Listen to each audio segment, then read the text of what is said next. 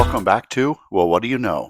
Today we're joined by Phil Skamser, a veteran educator and coach who's wrapping up a 30-year career. We're diving into his full circle journey from his birth near the stadium where they filmed The Natural to his years coaching basketball greats like Ben McCollum. We'll also talk about his quest to visit every MLB ballpark and his wild travel stories from Norway to Albania. Now let's get into this conversation with Phil Skamser. Mr. Skamser, thank you for joining me. I appreciate it. Just fourth grade teacher right now. How long you been doing that?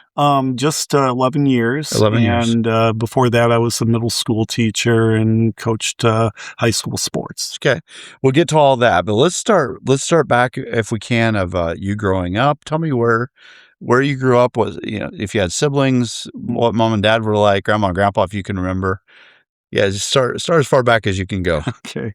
Well, I was born to Lionel and Joan Skamser. Well, I should say Pastor Lionel Skamser and his wife, Joan, who was the quintessential pastor's wife. And I was born actually in Buffalo, New York. Oh. Yep. And so the story goes, and my mom wouldn't lie to me on this, I don't think, that I was born on a Sunday. And of course, my dad would be preaching right at a service, and so in Buffalo where they lived, my mom's brother was nearby, so my brother or my uncle drove my mom to the hospital. And so it was in February, the weather was a little iffy, and I'm told that my uncle mistook a baseball stadium for the hospital. Now, thinking about how could he do that? Right. And looking back on it now and doing a little research, there is only one baseball stadium in Buffalo that could be mistaken for a hospital, and that would be Old War Memorial Stadium, which was where they filmed The Natural. Oh. Yep. And so I got to believe that's where my lifelong love of baseball first started. One of my favorite movies. Yep. I love that movie. Absolutely. And so being the son of a Missouri Lutheran pastor, I was definitely brought up on potlucks, youth group, and vacation Bible school. Yeah. And so orange Jello with carrots. Absolutely. Absolutely. And so I think probably the biggest thing my parents did for my three sisters, Rachel, Mary, and Faith, and I, was just an appreciation for new things, for traveling, for experiencing many different things in life. Some of those things uncomfortable for little kids or for kids like us when we go on vacation. For instance, my dad was an amazing singer. Now, an amazing singer for 1970s, his upbringing was in the 40s, 50s, where there was only one way to sing. You sang loud, you had a little vibrato in your voice. Sure. And you, and when we would go on vacations, if the vacation fell on a Sunday, of course, we had to go to church, and we would go to church. And as soon as that first hymn came along, my dad would boom it in the middle of the congregation, and we would have people turning around, just slowly looking at us. And meanwhile, the three of us, the kids, and probably my mom too, would gradually just move a little further away from my dad down the pew. And the worst part, he would harmonize with the congregation. Yep. So he was a good singer. Oh, very talented. Yeah. He played the violin. He played the banjo. Just had a very musical upbringing. Yeah, and I'm sure he was unapologetic about it, right? He did not care. Right, right. And people after the service would come up to him and say, "Oh, you were such a good singer," and the three of us would be, "Do not encourage him." Right.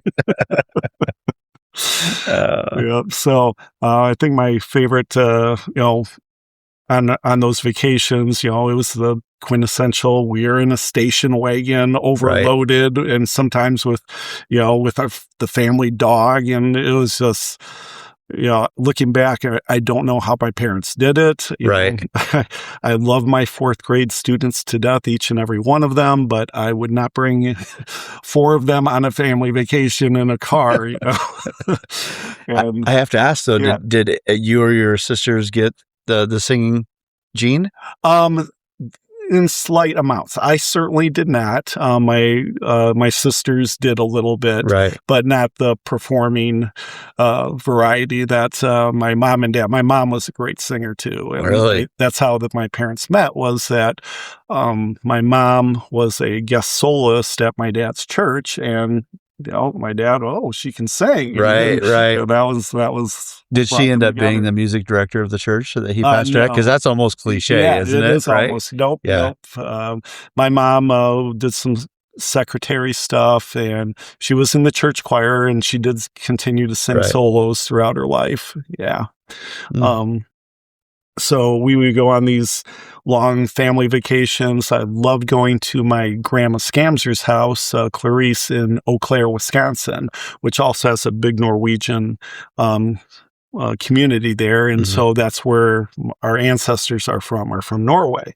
And so she would teach us Norwegian words and tell us these Norwegian legends. And so that's going to come, that came into play later on in life, where I think that, as we started traveling, that was one of my goals in life, was to get to Norway, but I'll get to that one. Yeah, later. Sure. Growing up, I loved sports. Anything doing the sports. I love running, baseball, football, basketball, golf, tennis. If it was something I saw on TV, I wanted to do it.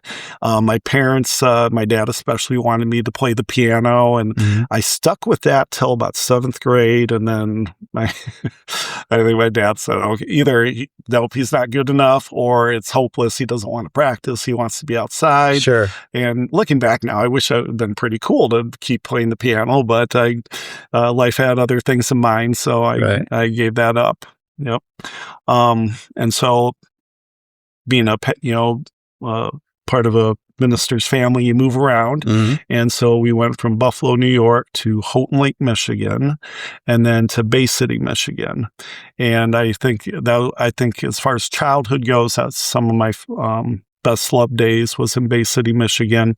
The church we were part of, that my dad was minister of, he had a Lutheran school with it. Okay. And so it was all like right there. And so all my, my family's, my parents' best friends were teachers.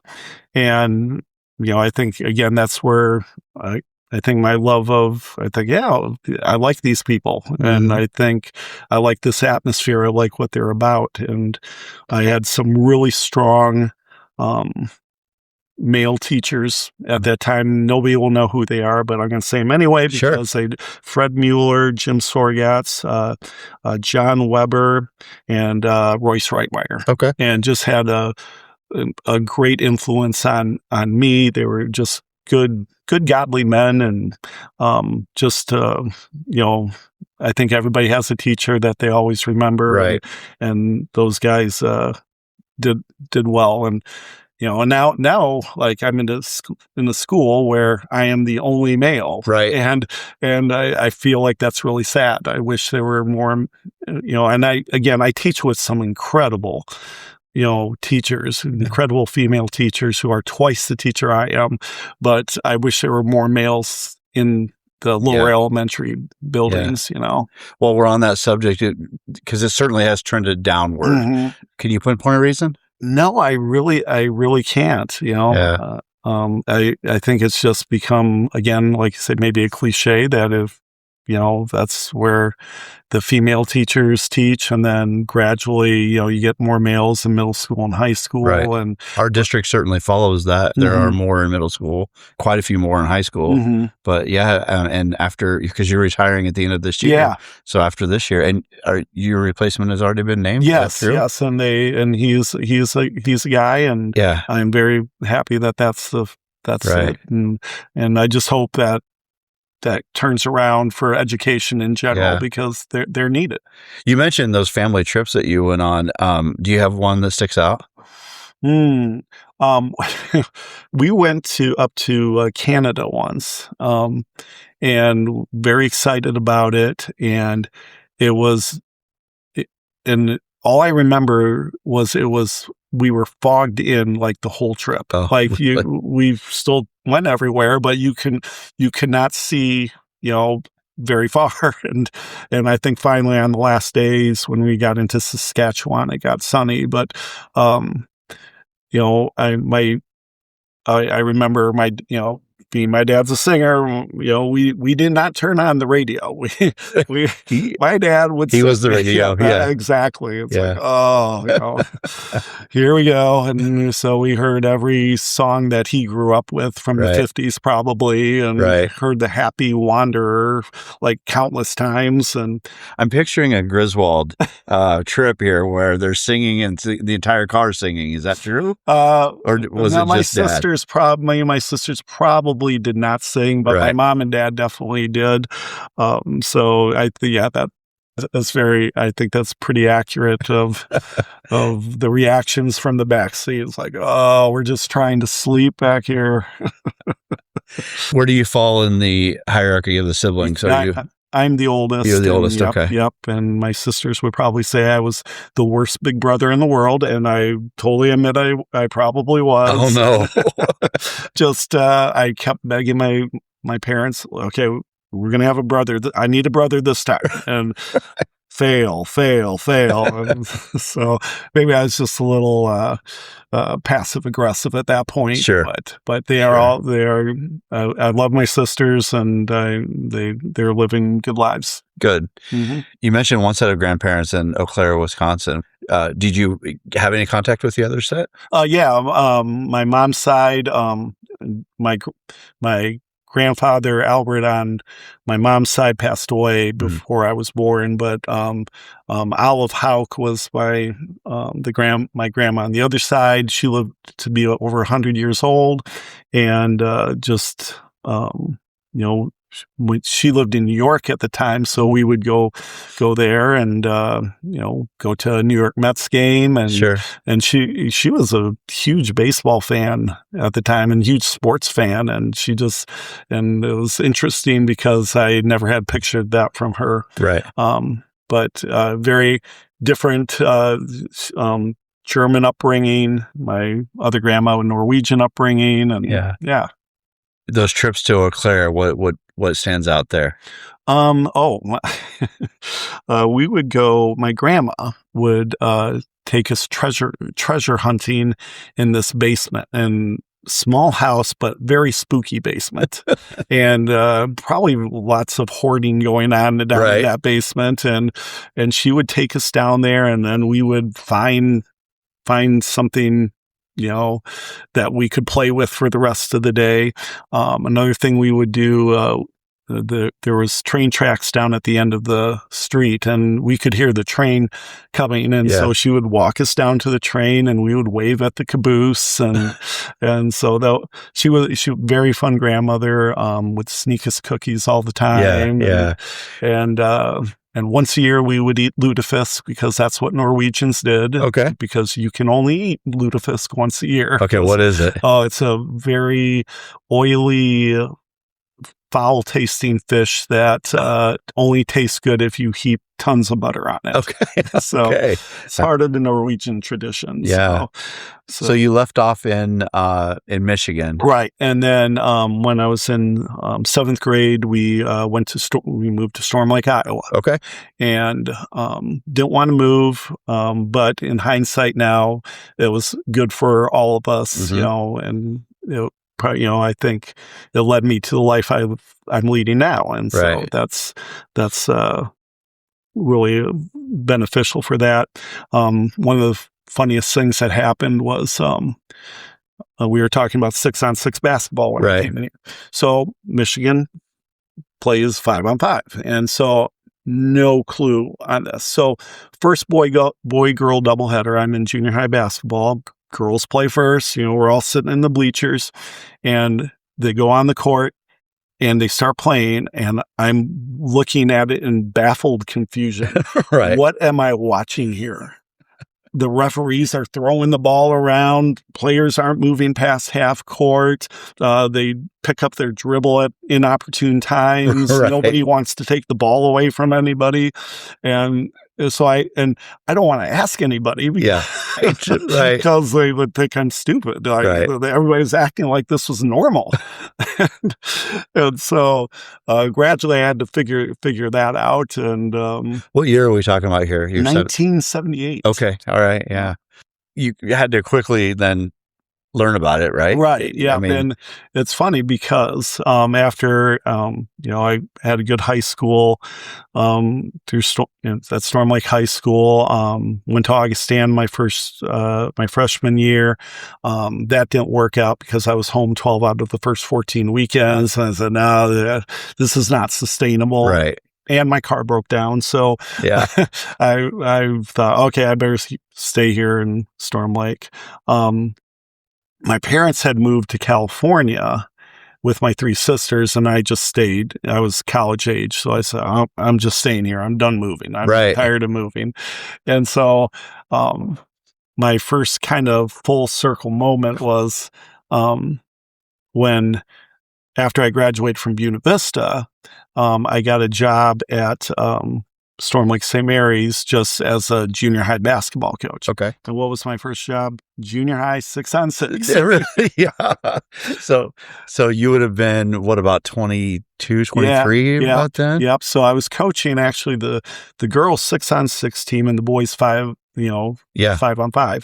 And you were doing both? I was doing both. Okay. Yes. And so usually they worked it out most times that girls would be in the morning, boys after school. But there, on occasion, the gym's busy. It's a Catholic school. You have one gym, and so you had to have both in the same gym at the same time.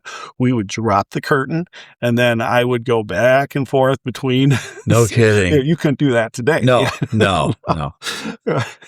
Yeah. So, and I look back and I go, I wonder what my practice plans look like. Because, I'm sure I learned about 6-on-6 a little bit from the high school coaches, but I'm sure I had no idea what I was really doing. But well, let's back up a little bit to you in high school. What you mentioned earlier that you had a love for all sports growing up. Yeah. Did you do everything in high school then? I went out for cross country, basketball, played a little tennis and track. Okay. Yep. Great. Yep. And had, I wasn't great at anything, but I loved it. I enjoyed it. My high school boys basketball coach was Larry Parman, another strong influence on me, and just a really nice man, good coach, and and from him I thought, I think I'd like to do this coaching thing a little bit. Did you also go into teaching right after college? I had the thoughts of maybe doing some other things, maybe going into journalism, but then my first freshman 101 English class, nope. Yeah. You have to actually, use proper grammar, which I have to do now, obviously. But in college, I took a semester off and worked at Hy-Vee, and I actually worked at going through college. I worked my way through college at Hy-Vee, and Hy-Vee was really beneficial for me because, believe it or not, I was very shy, and Hy-Vee forced me to talk to people of all kinds. Right. And that was excellent for me and what I needed. And, and so I think that's kind of, again, pushes me forward. Right. So what do you remember most about that first year coaching basketball? We were bad, but we had really good families, and I think I was just looking back how into it I was and how excited I was, and I can't say I remember very many of the games, but I remember the gyms and, the weekend tournaments at, some of the other Catholic schools, and, just being, enthusiastic about it. Yeah. And that kind of, the next year, I don't even remember being interviewed, honestly, but they had a teaching opening. And so we got this opening. And so at Storm Lake St. Mary's. So you want it? Sure. Yeah. What was your teaching assignment there? It was middle school social studies, Okay. and a little bit of PE. Okay. Yep. And so they needed a assistant softball coach, the junior high basketball. I did junior high track. And so I think from that moment until my mid 40s, I probably coached every season. Yeah. Yeah. Wow. I did that for about 2 years and had to be done with it. Right. Yeah. That's a lot. Yeah. You look back and you wonder, how did I do that? And then on top of being junior high basketball coach, I was the assistant varsity coach under, I don't know if you know him, but Brian Van Haften, who is now the head coach. He ended up going to Buena Vista, was the head basketball coach at Buena Vista, and now he's at Dordt College. Okay. Yep. Still coaching. Yep. Still coaching. And one of my highlights of coaching was just going to those coaching clinics. Yeah. And we went to one in Des Moines, and we heard the great Jim Valvano. Did you really? Yes, wow. Yes. And it was crazy. It was like a small room. It was like maybe 50 people in there. And this was after, he had won the championship and just gave you've seen some of his speeches on TV and YouTube, and just gave a funny, sometimes inappropriate, right. Very motivating speech, and just, learned a lot about, life and basketball, and that was just amazing to be a part of, I went to a couple of those. You got luckier than I did. Yeah. My guest speaker was Todd Licklider. Oh. Yeah, I would say I got a little bit. I think you did. I think you got luckier than I did. But yeah, I heard Dean, North Carolina guy. Dean Smith, I've heard him speak, and the Temple guy, he was at Temple. Oh, John Chaney. Yeah. He was good. And you look back and, man, I should have been like videotaping that stuff. Right. Right. Yep. And wow. So because you were talking about some legends in college basketball. Yeah. When you started out coaching, were your aspirations a coaching career or more of a teaching career with coaching on the side? Right. That is a great question. I think I got into teaching because of the coaching. And as my career ended up going forward, the lines kind of crossed. Yeah. And then I ended up being more in it for the teaching, and the coaching was just something else, to do. And nowadays, like, I tell a lot of people about, do they ask me if I coach anymore? I go, nope, because when you teach fourth grade, that's like game day every day. Right, right. You have to have the energy, you have to have the game plan, all of it, right? Yeah, exactly. Yeah. You mentioned growing up in the church, having a pastor for a dad. Did you think about that, entertain that at all? One of my earliest memories was when, at the end of church, the pastor stands outside the church, shakes hands for people, and my mom had put me right next to my dad, and she had to go do something. I was really small, and I had people ask me, "Are you going to be a pastor like your dad?" And right away, I said no. And I think it was more for the robes and stuff. I didn't want to wear, but no, I never. My dad was very talented in that area, and I was like, nope, I'm not going to follow in those footsteps. There's no way I can. My dad's brother was a high school teacher. Okay. And I probably I'm more probably like him. Okay. And he lived up in Eau Claire, Wisconsin. He was a very good teacher and world traveler. And so I picked up a lot of influences from him as well. Yeah. So. Hey everyone, it's Eric from the Well, What Do You Know podcast. One of my favorite parts of this show is getting to sit down and hear real stories from real people, because when we actually listen, we find out we're not so different after all. If you've ever thought, hey, I've got a story worth telling, or you know someone who does, I'd love to hear from you. Just check out the description of this podcast and you'll find my link tree. In there is a guest form to fill out. And keep in mind, there's no cost involved, and I bring the studio to you. So fill out that guest form. I'd really love to talk to you. All right, so let's go back to you were at Storm Lake St. Mary's and coaching and teaching there. Yeah. somewhere, during that, the teams that I had, I had a little fifth grader, sixth grader in my room because I was teaching social studies, and I knew this group of boys were good basketball players, and Ben McCollum, the Iowa men's head basketball coach, was a part of that group. Okay. And so, yes, I was Ben's high school basketball coach, but I was also a social studies teacher, which I don't get a lot of credit for there. But maybe he still remembers stuff about the Civil War. Who knows? Right. I'm sure he does. Yes, He's a very smart guy. Yep. Yeah. And so those were great years with not just Ben, but just with that whole group of guys. And he was playing right away as a freshman, and little guy, the uniform, if you're a freshman, you get the worst uniforms. Sure. So he probably... Even if you're a star freshman, you do. Yes. Yeah. And he had probably one that was just draped off and going into the games. And his, he gradually obviously got better as the years went on. And this was back in the time when, your point guard was not supposed to be your leading scorer. Your point guard was supposed to pass the ball. Yeah. Yes. And, and so he had to, heard that probably that he was a ball hog or whatever. Well, he was our best scorer too. So what are we supposed to do? But he handled that very well. Good family, good group of kids. The intenseness you see on the court, and that's what he was like on the sidelines. They're the same, off the court,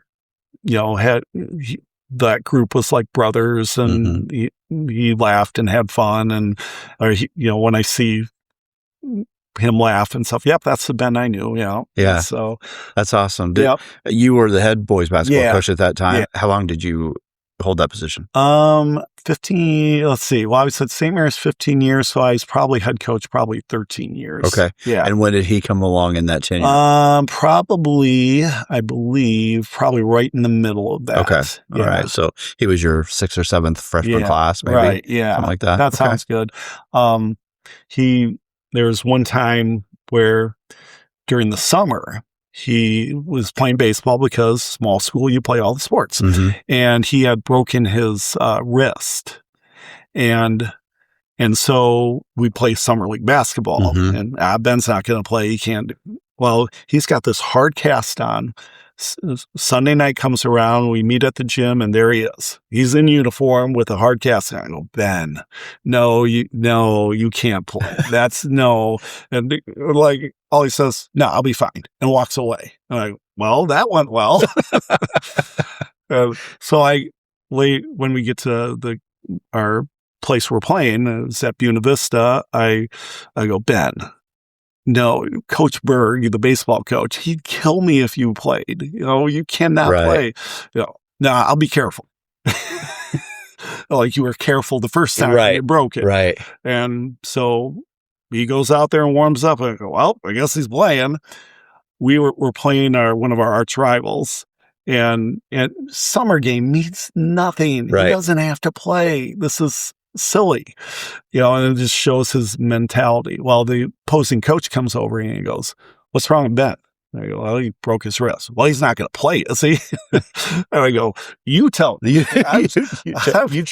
I've tried twice now. Right. And so he looked at and just walked away, and he ended up playing. Now, I'd like to say we won the game and he played awesome. We didn't win the game, and he probably did the best he could and playing one-handed, but it just, again, shows you the mentality that he wanted to help out, even though, he was one-handed at that point, So it sounds like his success now comes as no surprise to you. No. And we all knew, Ben would somehow be in basketball. That was going to be his life. And whether it was playing, whether it was coaching, we knew that was going to be his life. And I'm glad it's worked out for him. Yeah, I'd say it has. Yeah. Yes. So you left St. Mary's and went to Hinton. What was the reasoning there? Just needed something else. Yep. And Hinton was, a good community, heard good things about it.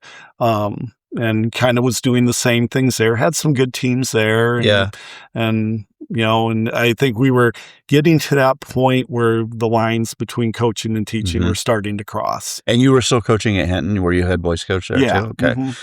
Back to those lines crossing. Yeah. Did you apply for the teaching job or did you apply for the coaching job in your head? I know, because I know you had to apply for the teaching job, right? But were you looking for a different coaching opportunity or teaching opportunity? I think I hadn't totally made up my mind, but the job at Hinton was the exact job that I had Storm Lake St. Mary's. And okay. Well, I'm probably well qualified for this. Right. And we're just going to see where this goes. Yeah. Did you coach anything else at Hinton? Yeah, I coached girls softball, and like I did at Storm Lake St. Mary's, I coached girls volleyball and track. Okay. Yeah. So, you really have track. coached it all then, haven't you? Yeah. Wow. Yeah. Is there a sport you haven't coached? Oh, golf. Okay. No, haven't coached golf, tennis. So, well, let's take a little detour then. Okay. So tell me about meeting Janet. Oh, okay. She, actually, my roommate in college is married to Janet's sister. Okay. And Janet's sister, Donna, is older than Janet. And so, I, had met Janet, when I was in college. And so after that, we, many years had gone by and then, here comes Facebook, and we just kind of reconnected that way. Yeah. Yep. And so I was living in Hinton at the time. And, and then once we met and got married, I moved to Jewel. Okay. Yeah. So you met your wife while you were working in Hinton? Yeah. Is that true? Okay. Yeah. So was that a long courtship or? No, not really. I mean, there was 1 year where I had to drive back and forth. Okay. And I definitely should have moved right away, but I didn't. And once I got to Jewel, then finding a full-time job, that wasn't happening. So I did substitute teaching. Okay. And in 2 years, I subbed at 17 different schools. Wow, really? Yeah, yep, from most middle school and elementary. And honestly, I don't know, I can't say it's safe. Coming out from Hinton in middle school, I can't say I was burnt out, but I was definitely not feeling it like I did earlier in my career. And substitute teaching probably helped me reinvigorate my love for teaching. Did it? Yeah. And so I did. I was doing art. I did music. Whatever I did. I was a associate at pre-K. I was, every grade, kindergarten through 5th grade, and just got a feel for things. And before I had taught just social studies, it was kind of refreshing just to teach other subjects or learn about other subjects, learn what other teachers were doing. And when I started teaching or subbing at Roland Story in the elementary building, and there was just something different about that place. Yeah. And the staff was so cordial and friendly, and the love that they showed to the kids there. And it felt like, Storm Lake St. Mary's again. It felt like a small town atmosphere. And I go, if I get a teaching job, I want it to be here. And so luckily that worked out. I made enough connections there, and enough people knew me through subbing that worked out. Great. So yeah. Yep. You still travel then? Yes. Yeah. Still travel a lot. So my first big travels were when in my 30s, probably, when a buddy of mine from Storm Lake, we decided just to go around, go to baseball games. Okay. And so it just started out innocently enough. Right. And in our first trip, we kind of went out east, and we had a general game plan, we're going to go to this game. And then it turned out we'd look at the next morning, and so-and-so's playing so-and-so here. We should just drive there. And so we just kind of was this haphazard trip that in the end kind of made sense. And then that started with, I'm going to go to every Major League Baseball. How many games did you get to on that trip? I think we got to, if I remember right, to about 8 games. Wow. Yeah. Yep. All where, like, in the Northeast. Northeast. Okay. Yeah. Yep. So those were short little trips. Sure. Yep. And so from year to year, we would do that, go to different regions of the country and checking them off the list. And, and then when I got married, to my wife, Janet, she took on that love, and for some unknown reason, she encourages me in this and fully participates in my baseball hobbies and love. And like at home, she lets me put up a standings board in the living room. Nice. And she lets me keep my baseball card collection. She gives me baseball cards for Christmas. So I know I found the right. You sure did. Yes, I did. Yeah. When I had told her about Norway, and I go, that's my dream. I want to go there. And she goes, okay, let's go. And I was going, you mean like get on a plane and actually like take time off and go there? She sounds like an enabler. So. Is that maybe? Yeah, maybe. And so that was our first big overseas trip, was to Norway, and that was kind of like a full circle moment, right? Yeah, from grandma to here, and so I did some research and figured out where my ancestors were living. We flew into Oslo, and and when you travel, it's the funnest parts is just stumbling on things. Absolutely is. Mm-hmm. My wife and I do that all the time. Yep. Yeah. You had built that trip up in your head for many years. Did it live up to it? Absolutely. Did it? Yep. The second night we were there, we stumbled upon this church, and we were looking around the cemetery, and people were going in the church, and some lady just said, hey, you want to come in? And I go, I don't know why, what's going on? Well, we got the National Girls Choir of Norway performing tonight. Wow. And you're from America? Yep. And well, just come in. And I mean, she didn't even charge us. And it was beautiful, just this old church. And we're listening to this choir. And I turned to my wife and I go, it's like Norway singing to us. I mean, it was very emotional, right. and very beautiful. And the down part about going to Norway in June is that the sun doesn't set. And so, so you're coming off jet lag and your system's all off because there's no darkness. Right. And I'm sure we were like, I was like a zombie for the first, 3 days, I'm sure. How long a trip was it? How long were you over there? 10 days. Yeah.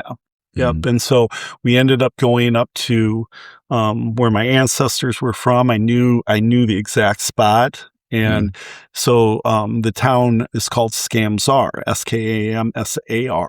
Really? Yeah. And I'm not sure where the spelling changed. Yeah. But so we went downtown, and there's a Skamsar street, and we were talking to some people, and I was kind of describing the location, and they're saying, oh, yeah, we know the person who lives there. Well, he's out of town right now, but I'm sure he wouldn't mind if you just went on his property. And I go, really? All right, here we go. That's a little different.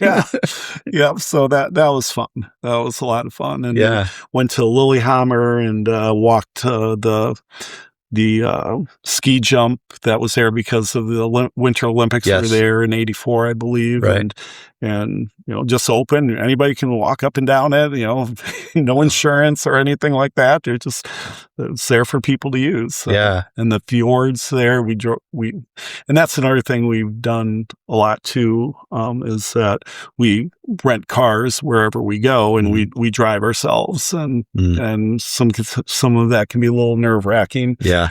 We had asked one of the people that we stayed with. We usually do Airbnbs. Well, where do Norwegians like to travel to? Right. And he said, well, we like to go to Albania. And we're going, Albania? You mean like the bad guys in the movie Albanians? Those guys? Right. And so, yep, it's Mediterranean. It's really cheap. It's like Italy and Greece, and you get the same climate, and Albania is coming off of communism. They got rid of communism in the 90s, so they're still recovering from that. They're trying to build up tourism.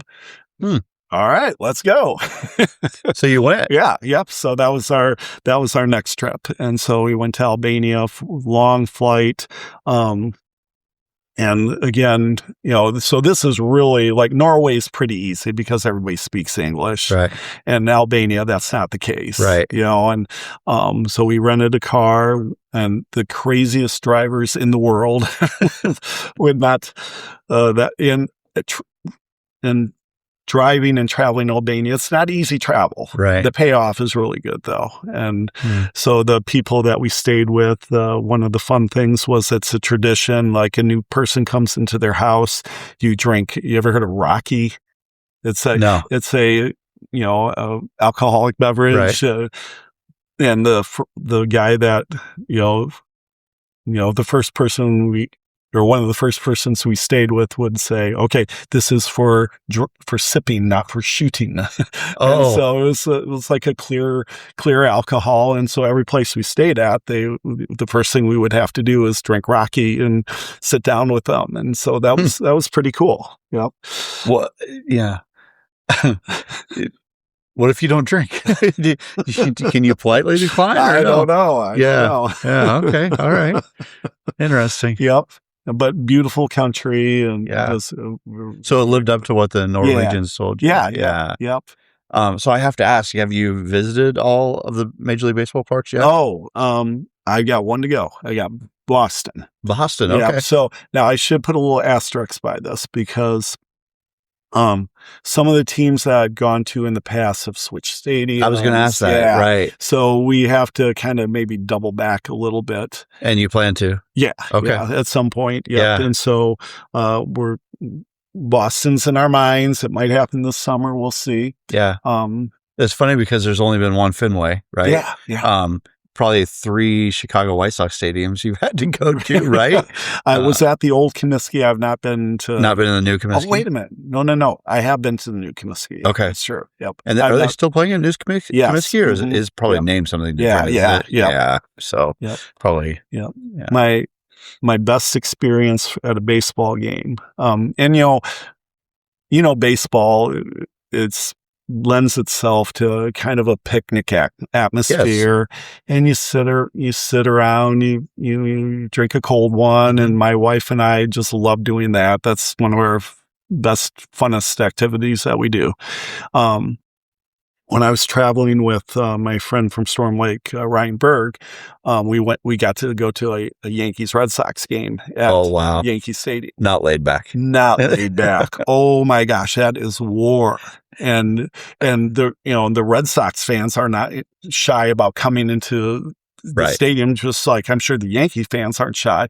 And there were fights in the bleachers. There were, security was coming and taking people out, and people were cheering when Red Sox fans got kicked out of the game, and it was a close game, and then we got to see Mariano Rivera, the closer, come in to enter Sandman, and we were like sitting behind that area and just seeing him running out on the field and just getting goosebumps, and that was an awesome experience to have. Was that your best experience at a Major League Ball? Yeah, I think so. Yeah. Just as far as the intensity goes, I mean, all the games that we've gone to are fun. Like going to Wrigley. I found out the experience in the bleachers is different from the bleachers is like the game's just something happening in the background. You're looking at whatever else is going around you and talking who you're talking building to. The cup snakes and things like that, right? Yep. Janet and I went to San Diego last summer, and that was one park I had to click off my list yet. And we're actually Baltimore Oriole fans. Okay. Yep. So we've been to Camden three times, and we're going to go again this summer. Okay. And so I've made her an Oriole fan. So. Yeah. I have heard that Three Rivers. Is it Three Rivers? What's it called now? What is it called? Three Rivers was the old in Pittsburgh. Yes. Yeah. Yep. it'll come to me. But yeah. Anyway, whatever stadium the Pirates play in now is widely considered one of the most beautiful ballparks out there. Would you agree with that, absolutely. or do you put another one above it, or no? San Francisco's pretty nice. Yeah. Yep. Were you lucky enough to go to Candlestick before they moved? No, I never saw. I went to the new one, whatever that's named now. Right. But that's beautiful too. Yeah. Yep. Yeah. Yep. And what stadium were we just talking about? Pittsburgh. Yep. And they have a pedestrian bridge that, they close down to traffic. So it's just, and the pregame atmosphere is fun. And I've been around Riverfront in Cincinnati. I didn't go in. I was at a missions trip in Cincinnati, and we were right there and got to see it, but didn't. You have a sister in Cincinnati? You said, would you have a sister in Cincinnati? Oh, I know. That's what you said. No, I'm sorry. We went on a mission trip to Cincinnati, and we're outside of Riverfront there. But no, I'm Busch Stadium, right? I mean, I was lucky enough a few years ago to go to opening day at Busch Stadium. It was Albert and Yachty's last year, and that was pretty phenomenal. One of my favorite trips. So we touched on a little bit, but you are retaring at the end of this year. Yep. So done in probably June 1st, roughly. Yep. What are your plans for retirement? Travel's in the blood, so we're definitely going to travel some more. I can't imagine that education won't be part of my life. It still will be a part of my life, whether it's substitute teaching. I kind of have a idea that maybe observing practicum students through Iowa State. I would like to do that if there's a need for that. I enjoy that part of it. I enjoy mentoring and I've enjoyed having practicum students in my classes and student teachers too. Right. But probably mostly traveling and just indulging in whatever. Assistant men's basketball coach at Iowa in your future? Absolutely not. No, there's pressure there. So yeah, no kidding. Yep. Yeah. Wow. Mm-hmm. So one other quick travel story too. We went to Portugal, and we just happened to coincide it with in Lisbon. It was called St. Anthony's Weddings. Okay. And it is like a week-long celebration where they choose like 12 couples from the city, and they all get married at the same time. And all in this church. And it is this huge celebration. They have a huge parade and street parties and that was amazing to be a part of. And we were in a bookstore, and all of a sudden there's like all these people in the streets, and then we hear this band, and they had this parade just for these couples that just got married. Wow. Yeah. And so again, just things you stumble upon. Right. Right. You weren't one of the couples. No. All right. Didn't renew vows or anything over there. Huh? Yep. And we went to Ireland for the Iowa State football team. Oh, not you did? With them, but to go watch them. Right. And so that was my first experience driving on the other side of the road. Right. Right. Yeah. Is there a country, two questions. Mm-hmm. Is there a country that you haven't visited yet that you plan to bucket list kind of item? Mm-hmm. Which one's that? Yeah, we're going to go to New Zealand in November. Oh, wow. October, November. So that's quite a plane ride. Yes, we figured.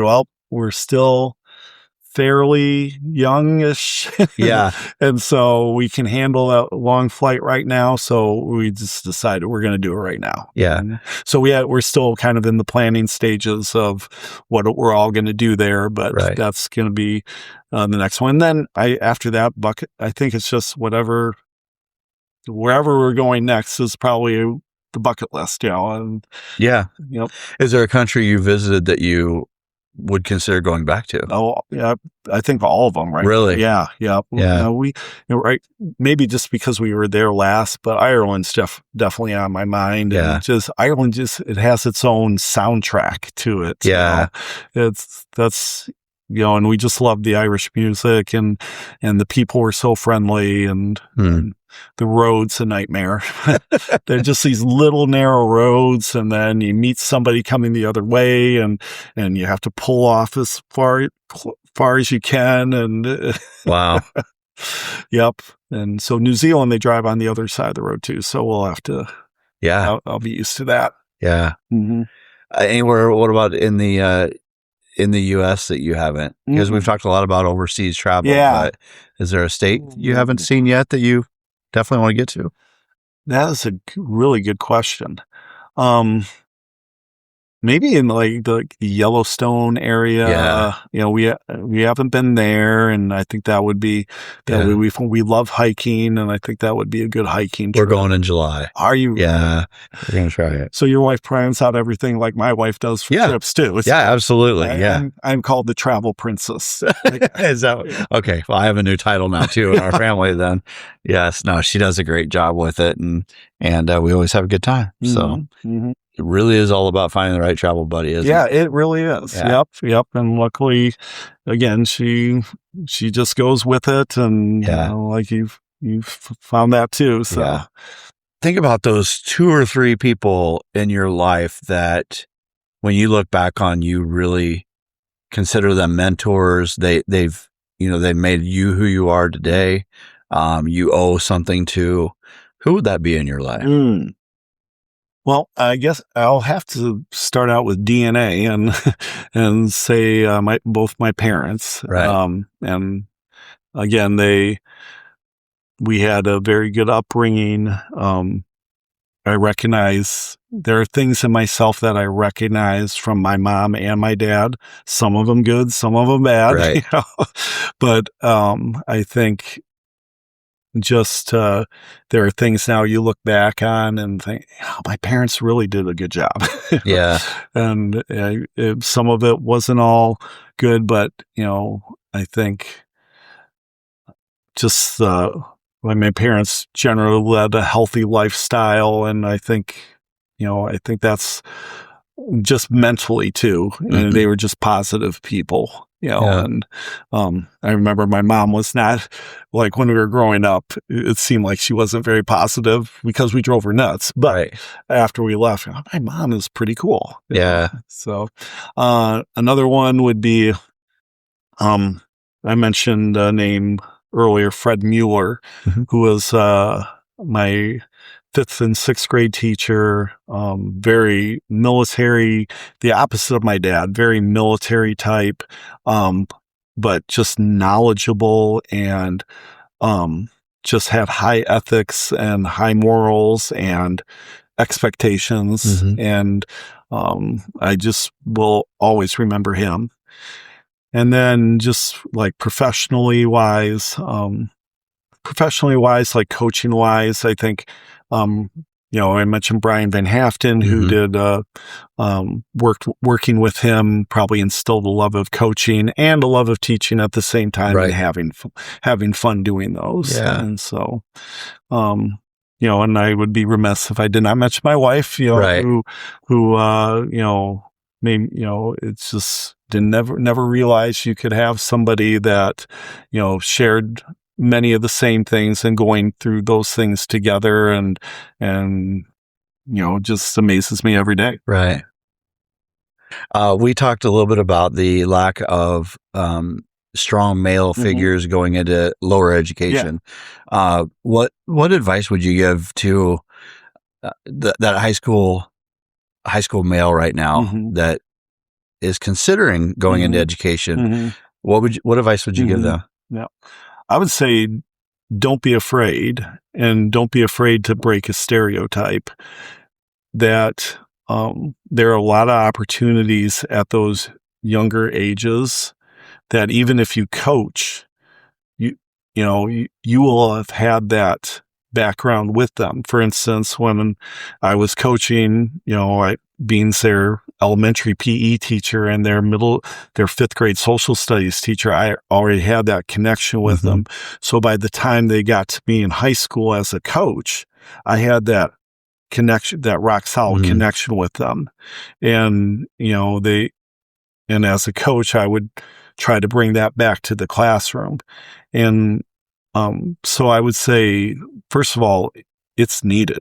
And if you're looking for a job, I obviously schools are going to look for the most qualified teachers, but I'm pretty sure that when they look at those resumes and they say, oh, we need a male in the school because we don't have any, your resume is going to be put up at the top. Right. And I think that the job is there for you to take. Yeah.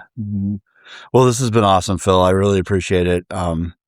Any teacher listening to this right now will know what a sacrifice you just made to come in after professional development. So thank you, sir. I really appreciate it. You bet. Thank you.